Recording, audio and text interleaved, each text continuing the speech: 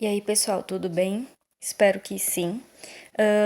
Vamos fazer aí um vídeo para corrigir a nossa atividade de segunda, né? No caso, a atividade de ontem, que era no livro didático, este aqui.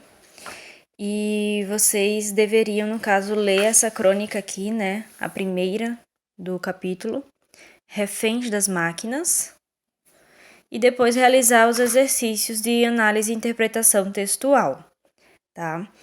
Vocês já copiaram, né, o conteúdo sobre crônica argumentativa. Inclusive, eu mandei um vídeo no clipe também com o link de uma videoaula para vocês assistirem. Não deixem de assistir, não deixem de acessar também o material escrito que eu mandei para vocês.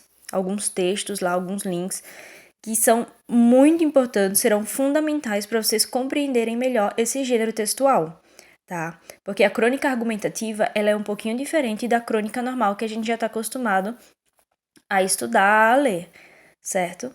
Então, ela é um pouquinho mais complexa só, mas se vocês assistirem aqueles vídeos que eu mandei e lerem aqueles materiais, vai ser bem tranquilo. Inclusive, eu escrevi lá e vou só relembrar. No que vocês assistirem, lerem lá os materiais, façam anotações, né? Anotem o que vocês consideram importante, porque na hora de fazer tanto as atividades quanto a produção textual vai ajudar bastante, tá? Mas partindo aqui para o nosso texto, para nossa atividade, eu vou tentar fazer da maneira mais prática possível. É um exercício curto, né? Só 3 páginas, mas tentar fazer como a gente faz em sala de aula, né? Então, assim, o texto Refém das Máquinas falava um pouco, né, sobre o dia a dia, de tudo aquilo que a gente usa, eletrodomésticos, enfim, que trazem uma praticidade, mas ao mesmo tempo nos poupam de muito serviço, do nosso trabalho manual, né? Então, vamos ver aqui quais as questões que abordam aqui sobre o texto, sobre a crítica feita. Número 1. A autora inicia a crônica citando 2 queixas muito comuns sobre o tempo. Quais são elas? Então, voltando aqui no texto, ela inicia falando o seguinte: a respeito do tempo, as 2 queixas que mais escuto são que ele corre demais, né, o ano mal começa e já está acabando, e que falta tempo livre para si. Então, as 2 queixas são essas: que ele corre demais, no caso que o tempo corre demais, e que falta tempo livre para si. Na questão 2, diz o seguinte: releia o segundo parágrafo da crônica. Vivemos o tempo do micro-ondas, do forninho, do liquidificador, da batedeira, que nos desensinam a arte de conhecer os ingredientes e a química das receitas. Em sua opinião, por que a autora afirma que os eletrodomésticos citados nos desensinam algo? Então, a análise que a gente pode fazer nesse trecho aqui é aquilo que eu falei ali no começo, sobre a crônica. Ao mesmo tempo que esses eletrodomésticos, essas máquinas, enfim, elas trazem praticidade para o nosso dia a dia, já que o tempo corre demais e falta tempo livre para si, ao mesmo tempo que ele traz essa praticidade, ele também impede que nós façamos o nosso trabalho manual, a parte prática da coisa, vamos dizer assim. Então, por isso que ela fala que desensinam, porque hoje tudo é muito fácil, tudo é muito pronto. A gente quase não precisa se esforçar para fazer certas coisas, justamente pela praticidade desses eletrodomésticos. Então, ela usa esse desensinam porque hoje o esforço nosso, manual, braçal, é quase zero. Né? A gente só precisa saber coisas básicas e o resto as máquinas fazem, né? Na questão 3 fala o seguinte: a autora afirma que utilizamos diversos eletrodomésticos para economizar tempo geral e sobrar tempo para si. O que você entende por tempo geral e tempo para si? Então, eu acho que o que ficou entendido ali no texto da cronista é que esses diversos eletrodomésticos vão acelerar o tempo, vão economizar o tempo dessas obrigações gerais do dia a dia, né? Aquelas atividades da nossa rotina, as obrigações, tudo isso aí, a máquina vai fazer o quê? As máquinas, os eletrodomésticos, o que eles vão fazer? Eles vão encurtar esse tempo gasto para fazer essas coisas, fazendo com que sobre tempo o quê? Fazendo com que se economize o nosso tempo, né? Essas máquinas vão, de certa forma, acelerar outras atividades para que sobre tempo para o nosso lazer, para o nosso descanso. Na letra B pergunta: de acordo com a autora, esse tempo para si realmente sobra? Isso é uma ilusão, né? Porque não sobra, não. No fim das contas, não só para o tempo geral, mas até mesmo para o tempo, esse tempo para si, a gente fica refém dessas máquinas. E acaba que essas máquinas, esses eletrodomésticos, enfim, a tecnologia em si realiza todas as tarefas por nós. Elas fazem tudo pra gente, para otimizar esse tempo que bem no fim não otimiza nada, né? A gente sempre tá perdendo tempo à toa. E esse tempo acaba não sendo livre, como seria a ideia, né? 4. No sexto parágrafo da crônica, a autora afirma: transferimos o fazer no tempo para controlar e assistir. O que você entende por essa afirmação? Então, eu acho que o que ela quis dizer com isso, né, o que a autora quis meio que criticar, é o fato de que todas as nossas atividades, as nossas responsabilidades, nós transferimos para essas máquinas, para a tecnologia, para esses aparelhos eletrônicos e eles vão executar essas tarefas por nós. Então, ela quer dizer que bem no fim a gente transfere essas atividades, essas obrigações para as máquinas, que a gente tem controle sobre elas e apenas observamos elas realizarem essas atividades, né? E desempenhar suas funções. Questão 5. Qual é o significado da palavra refém? Em sua opinião, por que a autora empregou essa palavra para se referir a todas as pessoas que utilizam essas máquinas?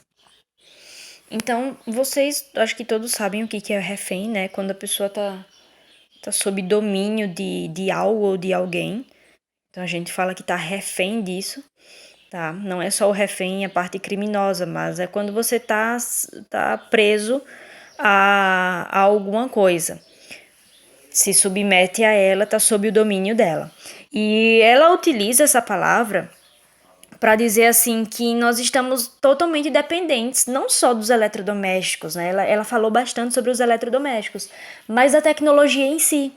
Então a gente tem essa dependência e ela de certa forma nos controla. A tecnologia tem controlado o ser humano, né? É aquela velha história, a criação tem dominado o criador. Então, o homem que criou a tecnologia, o homem que criou todas essas ferramentas, a internet, enfim, e o próprio homem está se deixando dominar por elas, né? Então, acaba que a gente se torna refém aí de todas essas tecnologias, não só dos eletrodomésticos, que foi o que ela focou mais aqui no texto, né? Questão 6. Releia o trecho da crônica e assinale a alternativa correta sobre a opinião da autora.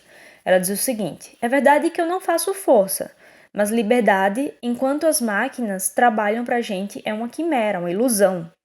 Mas a gente gosta de se deixar enganar. Então, aqui, qual dessas alternativas se encaixa com a opinião da autora, né? Então, essa liberdade é uma ilusão, pois as máquinas não desempenham as funções tão bem quanto nós? Não é isso, né? Porque às vezes desempenha tão bem e às vezes até melhor. Essa liberdade é uma ilusão, pois ao utilizar essas máquinas perdemos mais tempo do que se realizássemos as tarefas manualmente? Também não, né? Lógico que não. É fato que elas trazem praticidade e aceleram os processos. Essa liberdade é uma ilusão, pois o tempo que deveria sobrar é consumido por outras coisas que acabam exigindo o nosso tempo. Então, acredito que essa aí é a que mais se adequa à opinião da autora, né? Questão 7. No final da crônica, a autora apresenta uma proposta de solução para o problema levantado. Que proposta é essa?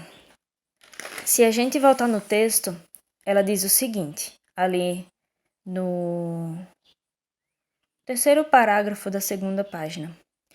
Proponho inverter o jogo. roubar o tempo poupado pelas máquinas para voltar ao ritmo da vida real. Sempre que possível, quero ver o sol se pondo. Não quero ser submetida ao pôr do sol editado. Então, nesse parágrafo aqui, tá, fala qual que é a proposta da autora. Vocês podem até transcrevê-lo ali na questão 7, né, ponham entre aspas, ou reescrever aquela frase com as palavras de vocês. O texto, questão 8. O texto Reféns das Máquinas é uma crônica argumentativa. Assinale a alternativa correta a respeito da finalidade desse texto. Então, a primeira ali fala o seguinte: apresentar a opinião da autora sustentada por argumentos para convencer o leitor sobre o assunto em questão. Então, de fato, a opinião da autora foi exposta ali no texto e ela fez uso de argumentos, né, para convencer o leitor a respeito do assunto abordado. Vamos ver as outras só por garantia. Apresentar uma situação cômica relacionada a um fato do cotidiano a fim de provocar o riso no leitor? Não, não é uma crônica de humor. Emocionar o leitor por meio de um texto poético acerca de um fato cotidiano? Muito menos, né? Então, a alternativa correta é a primeira, realmente. Letra B. Argumentos são um conjunto de fundamentos empregados com o objetivo de persuadir o leitor, de convencer o leitor. Cite um exemplo de argumento empregado pela autora. Então, vamos voltar lá no texto. Então, aqui na primeira página, né, ali no 5º parágrafo, ela fala o seguinte: é verdade que eu não faço força, mas liberdade enquanto as máquinas trabalham pra gente. É uma quimera, uma ilusão, mas a gente gosta de se deixar enganar. Isso aqui foi um argumento utilizado por ela, certo? No parágrafo seguinte, lá no final, fala o seguinte também, ó. Transferimos o fazer no tempo para controlar e assistir. Então, isso aí são argumentos que ela fez uso para convencer o leitor a respeito da opinião dela aqui ao longo do texto. Se vocês encontraram outros argumentos além desses dois, também podem colocar ele, tá? Só lembrem de pôr entre aspas, tá? Porque foi um trecho extraído aqui da crônica, tá? Na letra C, é uma resposta bem pessoal, né? Mas que eu gostaria que vocês realmente desenvolvessem o ponto de vista de vocês aí. Você concorda com o posicionamento da autora da crônica e com os argumentos empregados por ela em relação a esse assunto? Explique. Então, eu particularmente, né? Não adianta culpar a tecnologia, eletrodomésticos, internet, enfim. Eu acho que quem é o maior responsável por administrar o tempo e usá-lo da melhor maneira possível somos nós, né? Então, a tecnologia, obviamente, ela veio para ajudar, ela veio para otimizar esse tempo, obviamente. Só que se a gente não utiliza ele de maneira proveitosa, o maior responsável somos nós, né? Quem tá errando, quem tá falhando aí na administração desse tempo somos nós. Então, eu acho que até isso fica claro no texto, né? Que o problema não são as máquinas, não são as tecnologias.